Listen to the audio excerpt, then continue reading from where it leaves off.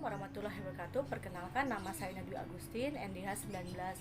Saya adalah salah satu peserta Laser CPNS Angkatan 14 tahun 2020, Puslatbang KDOD Lan Samarinda.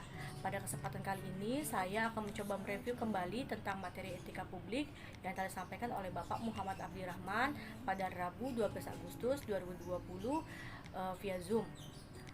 Jadi pada kesempatan kali ini kita akan membahas tentang etika publik lebih jauh ya teman-teman. Tapi sebelum itu tujuan kita membahas mempelajari etika publik bagi ASN itu sebenarnya tujuannya apa sih? Yaitu yang pertama, ASN memiliki pemahaman tentang kode etik dan perilaku pejabat publik. Yang kedua, ASN mengenali berbagai bentuk sikap dan perilaku yang bertentangan dengan kode etik dan perilaku, implikasi dari pelanggaran kode etik dan perilaku bagi dirinya. Serta yang ketiga, menunjukkan sikap perilaku yang sesuai dengan kode etik dan perilaku selama diklat. Saya yakin teman-teman semua tahu apa artinya etika, dan penerapannya pun pasti teman-teman juga sudah biasa melakukannya di kehidupan sehari-hari. Kata etika berasal dari bahasa Yunani kuno, yaitu etikos, yang artinya timbul dan dari kebiasaan. Etika meliputi analisis dan penyerapan konsep seperti benar, salah, baik, buruk, dan rasa tanggung jawab. Menurut Kamus Besar Bahasa Indonesia, etika itu ialah satu, ilmu tentang apa yang baik dan yang buruk, tentang hak dan kewajiban sosial. Yang kedua, kumpulan asas atau nilai yang berkenaan dengan akhlak. Yang ketiga, nilai mengenai benar dan salah yang dianut masyarakat.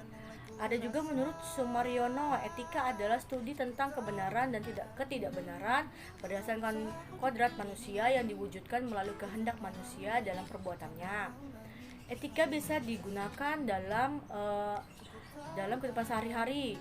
Nah, etika itu bisa dikatakan sebagai refleksi atas baik atau buruk, benar atau salah yang harus dilakukan, atau bagaimana melakukan yang baik atau benar, sedangkan moral mengacu pada kewajiban untuk melakukan baik atau apa yang seharusnya dilakukan. Secara harfiah, pengertian etika adalah norma atau aturan yang digunakan sebagai sebuah ilmu tentang kesusilaan dan perilaku manusia di dalam pergaulannya dengan sesama yang menyangkut prinsip dan atau aturan tentang tingkah laku yang benar. Bisa dikatakan etika merupakan kewajiban dan tanggung jawab moral seseorang dalam bertindak di masyarakat.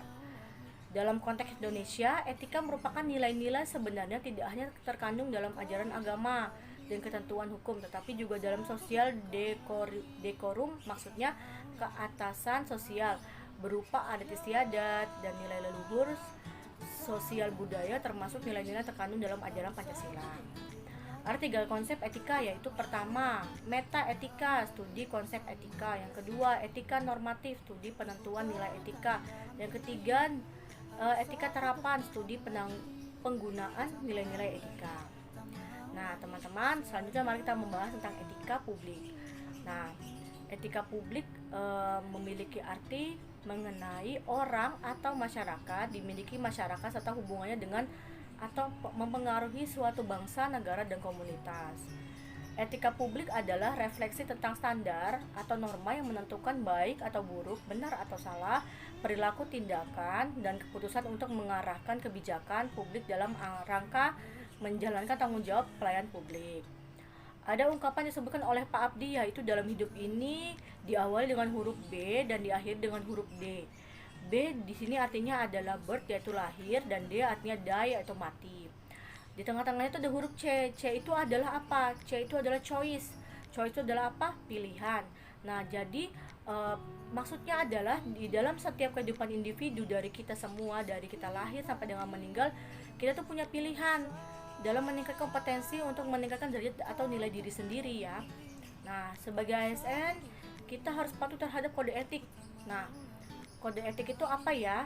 Jadi kode etik ialah aturan-aturan yang mengatur tingkah laku dalam suatu kelompok, khusus sudut pandangnya ditujukan pada hal-hal prinsip dalam bentuk-bentuk ketentuan tertulis. Sebagai ASN kita punya 12 kode etik ya yang harus kita terapkan, yaitu seperti melaksanakan tugas dengan jujur, tanggung jawab, berintegrasi tinggi, terus bersikap hormat, sopan, tanpa tekanan, menggunakan kekayaan dan barang milik negara secara bertanggung jawab, memberikan informasi secara benar, tidak menyalahgunakan informasi internal negara, memegang teguh nilai dasar-dasar ASN dan selalu menjaga reputasi dan integritas ASN, dan masih banyak lagi ya teman-teman. Terus ada pula dasar-dasar etika publik antara lain ada seperti memegang teguh nilai-nilai dalam ideologi negara Pancasila, setia mempertahankan Undang-Undang Dasar Negara Kesatuan Republik Indonesia 1945, menjalankan tugas secara profesional dan tidak berpihak, membuat keputusan berdasarkan prinsip keahlian, menciptakan lingkungan kerja yang diskriminatif, memelihara dan menjunjung tinggi standar etika luhur, mempertanggungjawabkan tindakan dan kinerja kepada publik,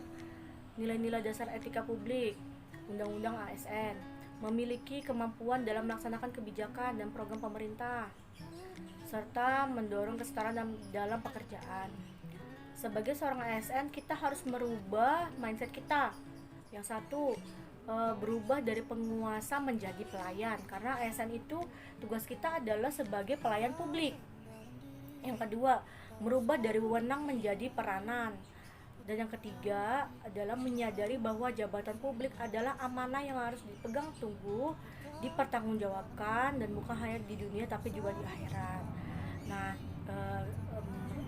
makna dari materi yang kita telah sampaikan adalah kita mampu menanamkan nilai dan membentuk sikap dan perilaku patuh terhadap standar etika publik yang tinggi.